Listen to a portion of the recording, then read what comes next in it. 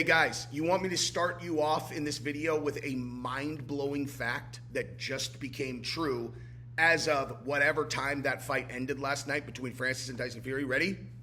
Boop. The undisputed best heavyweight fighter in the world in two sports, undisputed mixed martial arts, hard to argue in boxing, at least dead even with Tyson Fury. The best fighter in the world fights for PFL. Think about that for a second. Because now, in this video, we are going to talk about who won last night and who lost last night. Not just Francis won, Tyson Fury lost, boxing lost, MMA won. I'm talking about specific people and organizations, even though all of those things are true. Tyson Fury kind of lost. Francis won much more than Tyson lost because Francis looked so good. To anybody with an objective eye, Francis looked good from the very beginning. You know, it's one of those things where and I don't want to get sidetracked on this, but I just want to say that when you watch crossover combat sports athletes go to boxing, they always look herky-jerky and clunky. They don't move correctly, you know? Or they don't move like traditional boxers. And so right out of the gate, you're like, okay, well, hopefully his unorthodox style is going to confuse the professional boxer, and that's why they're going to have success. But they just don't move. And right out of the gate, you were like, wow, that was a crisp-looking jab. Dude, double jab there. He's that overhand left counter, that is trained. Like he was moving like a boxer, moving his feet like a boxer. Anyway, so he did incredible, and PFL now has Jake Paul, who is the biggest draw outside of the UFC in combat sports. I mean, outside Canelo and them, right? And now, as of today, Francis just became one of the biggest draws in the world. Everybody always said Francis couldn't draw, and that was true. It was true. It was always true. You want to know when it became not true? Right now, last night.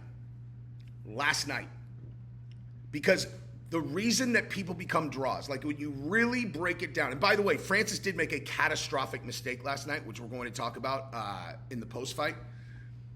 It may not end up mattering, but he did make a huge mistake. But when you think about who can draw, who do you find out is fighting, and you're like, ooh, I'm getting that fight. I'm getting that fight for sure. It's either you hate them, you love them, kind of, but what that really breaks down to is you have an emotional reaction to them. Something makes you like them. Something makes you dislike them. I would imagine that the success of my channel comes down to that also. I literally just act like I'm talking to a group of my friends, so if you watch me and you're like, oh, it reminds me of my group of friends, then you probably like me. And if you whatever, then you're probably like, fuck this guy. I'll watch him to to see when he gets something wrong. But in fighting, it's like it doesn't matter what it is. If someone drives an emotion out of you, you are going to attach to that fighter. And Francis has inspired everyone now. I don't give a shit if you stole the fight, bought the fight, whatever. If you watch that fight, you are never ever missing a Francis Ngannou fight ever again. Never.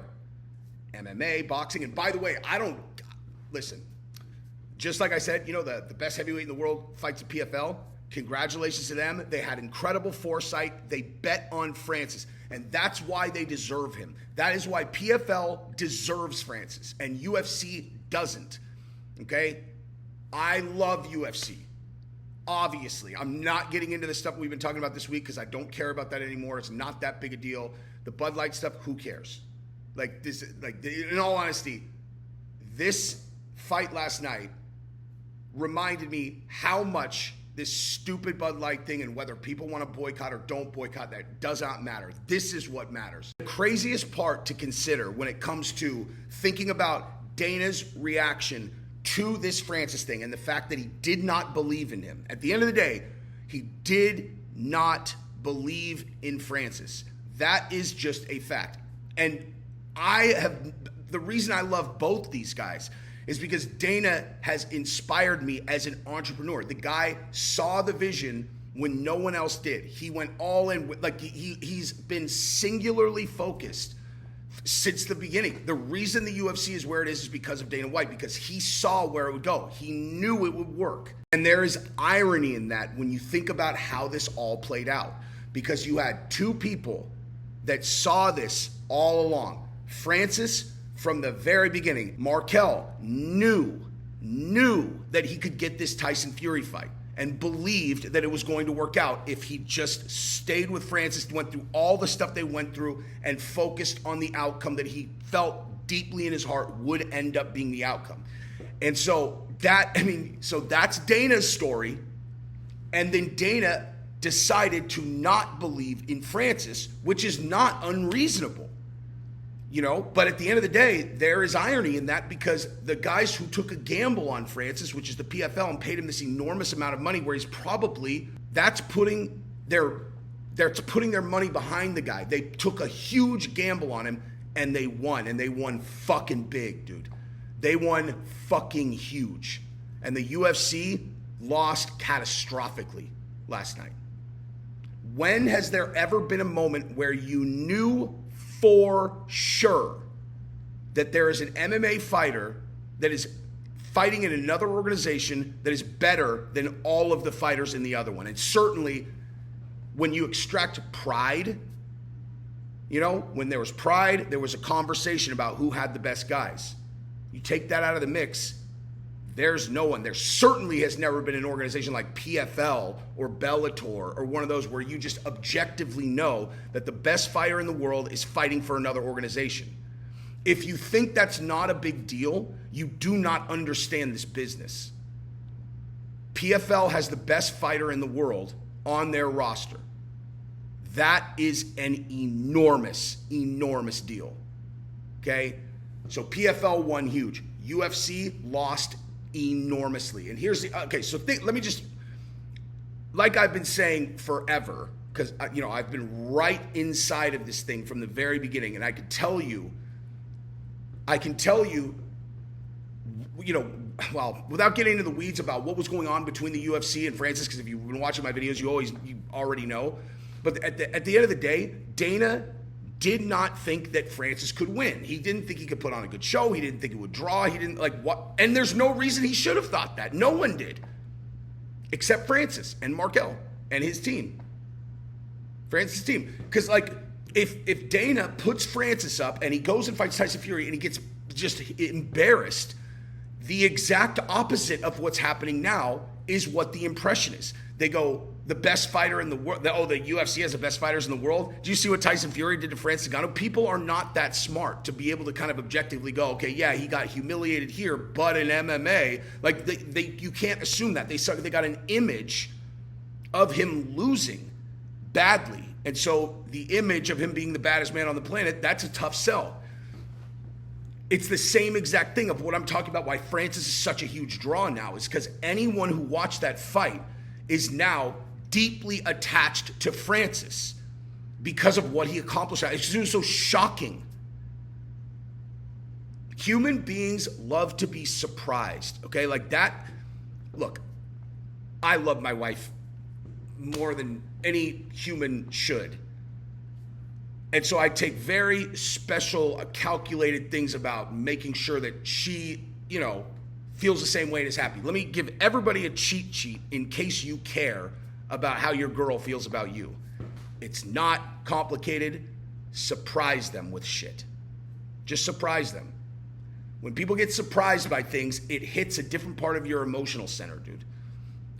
Tell them that your anniversary, you're doing blah, blah, blah, and then you, boop, surprise me going somewhere else. They'll be, oh my God, I was thinking about you and whatever. Anyway, but the bottom line is, I don't even know how the hell I just got there, but surprising people will always hit the emotional center, and Francis went into a fight that not one human being on earth thought he was going to win, and he beat the brakes off Tyson Fury, knocked him down in the third. And so now everyone's like, holy shit, Francis Ngannou, wow, wow, wow. He's like, everyone is going to watch his fights now. You know who is the number one person on the face of the earth that knows that? Dana. And Dana lost on this one. Like this was not a loss like the Brock Lesnar and Fedor fight that he's still pissed off about. That like they were going to try to get Brock Lesnar, Fedor together. Would have been one of the biggest fights of all time. They went out there, like did all that stuff. He still talks about that, how stupid those guys are for not doing the fight. He's right. He's obviously right. Obviously. Fedor fights until he's 50 years old in Bellator. Now this new generation thinks of Fedor as like some dumpy old guy who's got knocked out 100 times. It's like, bro. Before he came to Bellator and started just losing, the guy was invincible. But this is the result of two people's decisions at the end of the day. Francis's all the way along. I saw Luke Thomas on Twitter made an excellent point about he talks much differently than I do, but he had this long drawn out thing about the intricate number of decisions that Francis made. I'm sure he's probably still mad at me, but I responded to the tweet and I was like, the beauty in all of the decisions Francis made was the simplicity of them, because it came down to one thing every time. Every single time it came down to one thing. Will this decision inhibit me from being able to fight for the heavyweight championship in boxing? And if it would, he didn't do it. And if it was going to get closer to that, then he did it. And that's it. Like he has been singularly focused since the very beginning of this on the outcome, which is now him fighting for the title. Talking about the heavyweight boxing title. And the thing that was excluded from his decision criteria every single time was risk, likelihood of success. Think about that, dude. Think about that. Think about being so singularly focused on a goal that every decision that you make from 25 years old to 38 years old, whatever it is solely to accomplish that goal, which the goal is impossible. It's not possible. What he set out to do is not possible. He still hasn't achieved it. It's not possible. You can't become the heavyweight boxing champion of the world if you're in your mid-20s living in Cameroon with no boxing training. That is not possible. It's not going to happen. I mean, what's the likelihood of success that you even get to Europe? You're going to have no money. You're not going to know a single person. How the fuck are you going to... walk me through how this happens, dude. Walk me through it. It's not possible.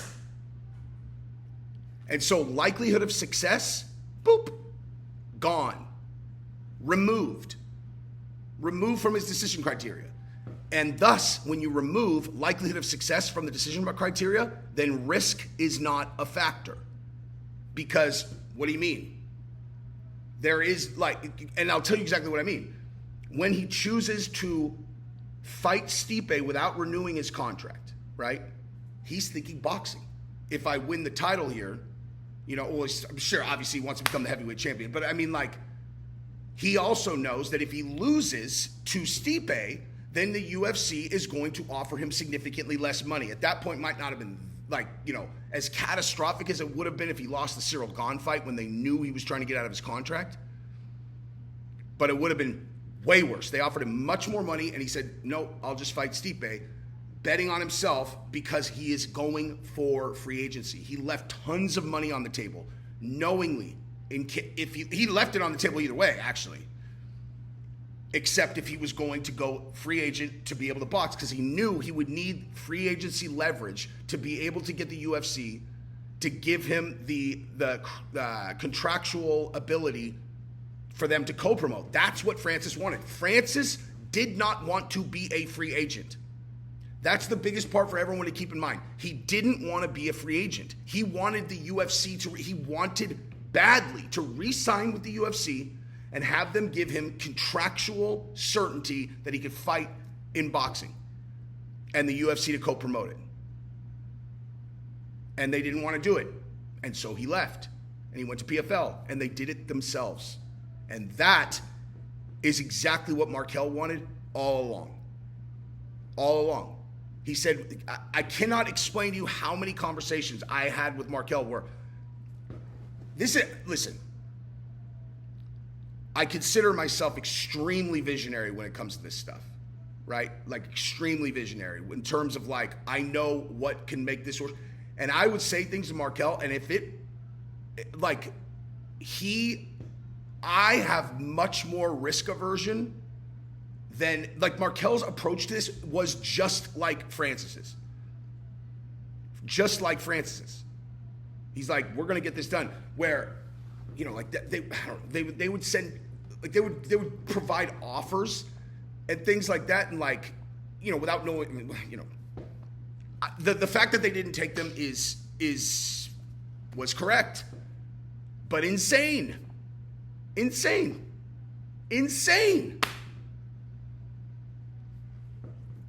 He was right. He said, what the fuck do I need them for? What do I need them for? And keep this in mind. The entire section of Marquel's team, which was the MMA management at CAA, they dissolved it. Hey, CAA, good call, dude. You know? Doesn't seem like you had a winner in Marquel, who just, by the way, was in the ring dressed like a Saudi royal. He didn't answer his phone for the last 4 days. His phone was off. As a matter of fact, when I called him this morning, and he hadn't been responding to text for 4 days, he always responds. So what does that tell you? He turned his phone off this entire time and has been hanging out with the guys who put this on, dressed like them, fully. What, you know? Why do you dress like a Saudi royal if you're Marquel? It's a sign of respect, dude. And he turned his phone off the whole time he's there because it's a sign of respect. He's not going to have his phone on. He is going to be singularly focused, show incredible respect. And you know what that means? Do you know what that fucking means for him now? For them? No one has money like the Saudis that he's in business with. And they just went out there and put on one of the most incredible shows in the history of boxing in the inaugural event of that venue. I fucking told Marquel, I don't know, a year ago, maybe a year and a half ago. I was like, I've had like this, I have seen you in the future, and you're a fucking huge deal. And I just had, I've never said that to another person ever. I'm like, I can't explain it, but I just had this incredibly strong gut feeling where I'm like, this is gonna work, dude. And this is before Francis, you know, didn't go with Marquel when CAA shut down. I just knew it, dude. Relationships are the key to everything. An incredible relationship with the Saudis. You delivered on everything that you over-delivered, turned your phone off, you dressed like them while you're there. Marquel's got fucking juice now. He just went from the guy that Dana shits on Twitter to maybe someone that has, I mean, I doubt there are 5 people. Well, I don't want to get into numbers because I don't know that business very well. But he's got huge fucking juice now and big money behind him. Forever now. He won.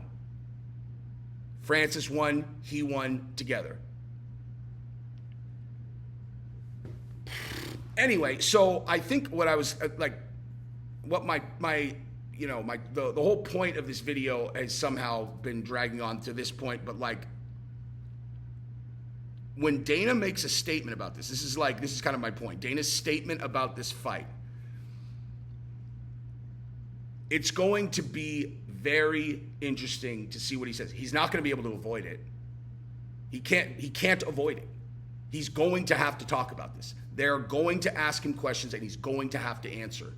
They're going to ask him in a press conference, you know, how do you feel about the outcome of Tyson Fury versus Francis Ngannou, given the fact that that fight was yours? All you had to do was say yes, and now it's going to almost certainly become a rematch, which is going to be an absolute blockbuster, and that is the title fight that Francis was trying to earn last night. That's why he won either way, is because what he was actually after was a shot at the title, and it wasn't on the line last night. That's all he was there to win, was a shot at the title, and he definitely won that. So when they asked Dana these questions, what's like his statement? What do you think he's going to say? I think that he's going to say, congratulations, Francis. But that's it. Like, and they're going to say, he's going to act as if this outcome is fine, you know? Like, he's going to try, I think. I think he's just going to try like, oh, that's fine. We let him go, man. We let him go.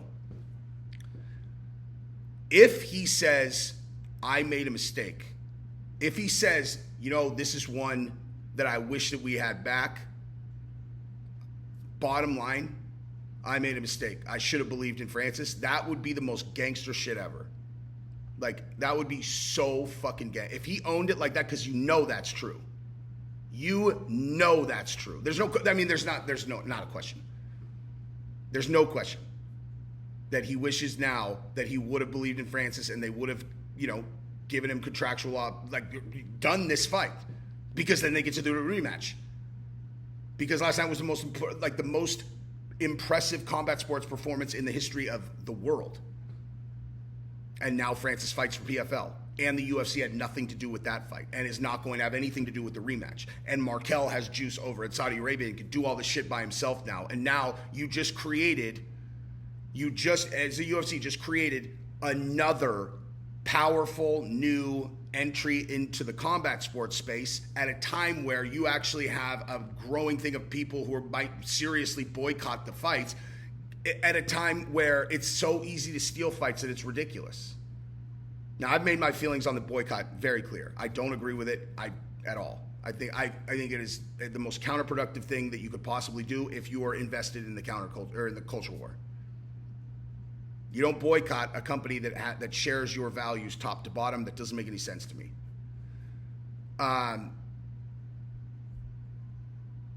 But yeah, if Dana just owns it, that would be I would be so impressed with that. And then the last thing I wanted to say is this, dude. Francis has to get a rematch. He has to. Everyone thinks he won. Tyson Fury, and this is what Chael said while I was on my live stream last night. He texted it over. He's like, tell everybody that Francis made a catastrophic mistake. He let Usyk get into the ring and cut a promo, which he did. Like, what? He said that Chael said he should have just gone, get your fucking ass, go sit your fat ass down and let the big boys talk. I'm like, he's so right. Like, aside from just asking for the rematch, he could have publicly punked Usyk in the ring. My response to that text was in all caps because I was like, oh my God, it's such a massive opportunity. The fact that Usyk went to go and get in the ring because they never expected this outcome, that gave Francis the most golden opportunity ever, which he missed. And it would have drawn, like, even if he gets the rematch, it would have been much bigger had he done that. That promo would have gone everywhere. They would have canceled the Usyk fight. It's the Saudis. They can do whatever they want, dude. They would have canceled the Usyk fight to do the Francis rematch. And I can promise you that they are considering that right now. I can promise you that they are considering doing that right now, giving Francis the immediate rematch. Oh, and that's what I was going to tell you guys about the contract. So, given my position here, I know things. Francis has a rematch clause which did not require him to win. If there was a performance like this, they were smart enough, Marquel and them were smart enough to put that in the contract to where if he got a rematch, regardless of what whether he won or lost or whatever, if it was just a fight like that justified a rematch, Francis is going to get fucking paid, dude. I think he got like 11 million, maybe 12 million for this fight. It's between 10 and 12, if I understand correctly. I don't know the exact number. The next one is going to be the barn burner money, the fuck you boxer money. And you want to know what else? That's what he's going to get paid now every time afterwards. And I mean, I apologize to PFL for saying this. I don't want to see him fucking fight in MMA anymore. I want to see him box. And I can't believe I'm going to say that, but I want to see him box. If he was still in UFC, I would still want to see him box more. I want to see him go get that fucking title, dude. That was his dream. He already accomplished the UFC. He retired from MMA, the world champion. I'm sure he contractually owes the PFL those fights because he took a big signing bonus. That I do know. So, man. Anyway, Dana should own it with his statement. He should just own it, dude. I love you guys. I'm going back to the pool, and I will be back in my studio tomorrow night. Peace.